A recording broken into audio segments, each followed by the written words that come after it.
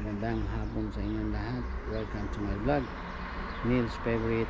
Nandito tayo ngayon. I-vlog ko ang ating happy gardening.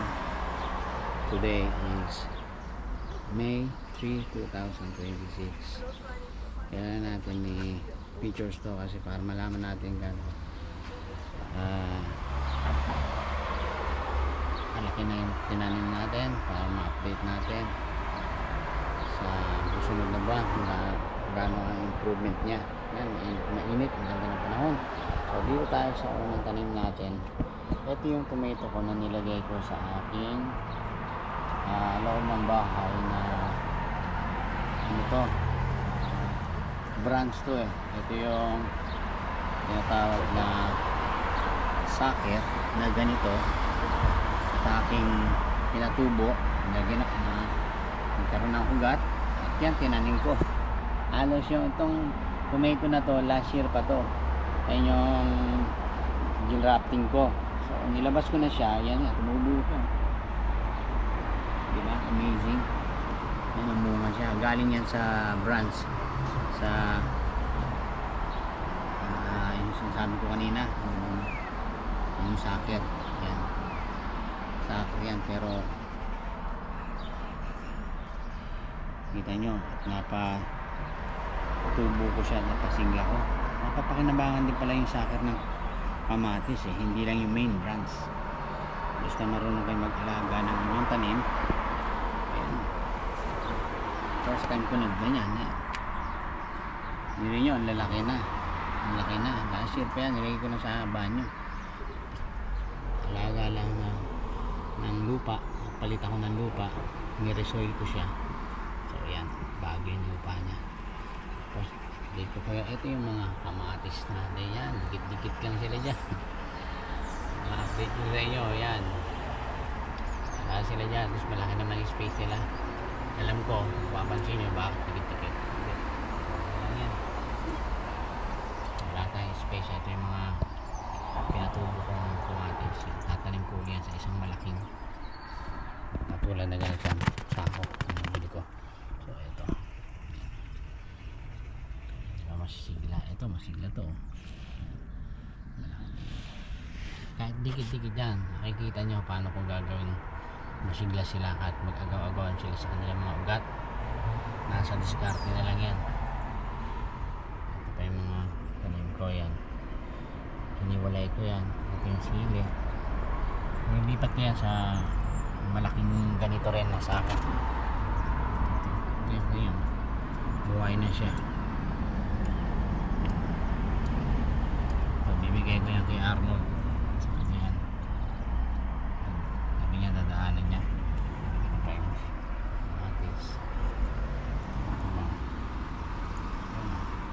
Wala, may lipat na yan kasi naninilaw na nanasustansya din sa yung ito, okay, so sigla, di ba? Ito naman yung ating kalamansi. Yan, kalamansi. Yan, nag-resoil na rin ako bago yung soil na yan, bagong mix yan. Ayan, compost. Naluan ko ng magandang lupa pa rin.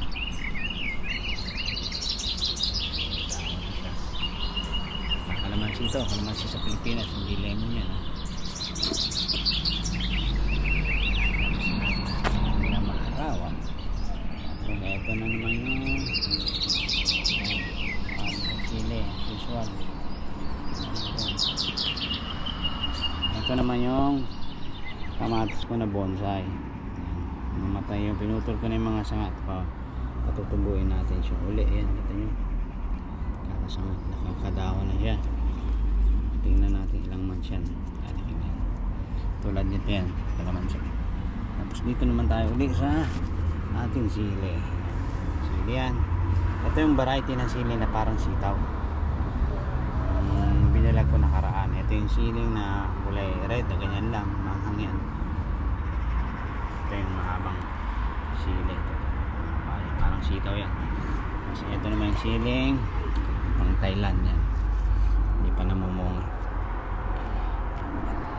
Ito rin yun, last year pa rin ito. Sa loob ng bahay ko lang nilagay. Ngayon nilabas ko na. Pero hindi pa namumunga. Ayun. Nakaroon na siya ng dahon doon. Ano natin ilabas.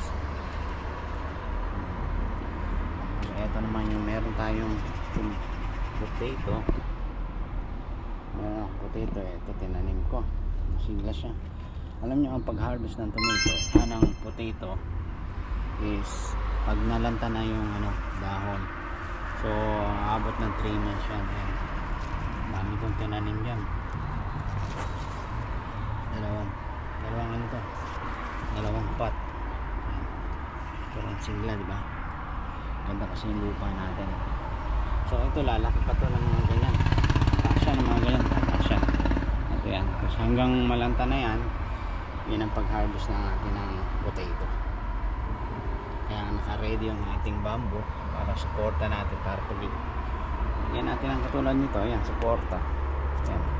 Meron tayong pang mahangin, matumba. Tapos meron tayo dito ng pechay, patubo tayo sa buto. Yan, kuha tayo ng buto, pechay yan. Patubo tayo ng buto tanim natin. Tapos itong sa isang paso na to, andyan yung sibuyas, onion. Yan, nabili kong mga onion, yung tinanim ko dyan. Marami yan, tumutubo na siya. Meron tayong winter vine, windmill. Nilagyan natin 3 pirasong kamatis. Sayang din yung space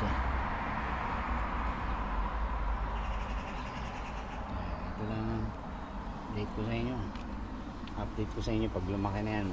Mukhang gubat na itong maliit garden natin. Maliit man o malaki, maliit, marunong tayong dumiskarte. Tapos papakita ko nyo sa susunod.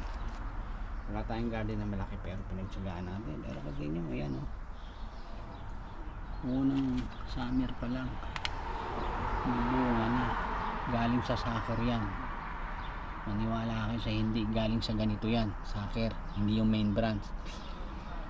Pinatubo ko, ginrafting ko yun, tinanim ko ngayon. Yan, tinanim ko yung last year. Yan, tumubo siya. Halos mag-1 taon na to. Galing sa grafting yan. Sucker, tawagin. Main branch na ganito. Branch lang. Tapos tinanim ko, nagkaugat. Yan na siya. Alam nyo, galing sa buto. Hindi. Ito.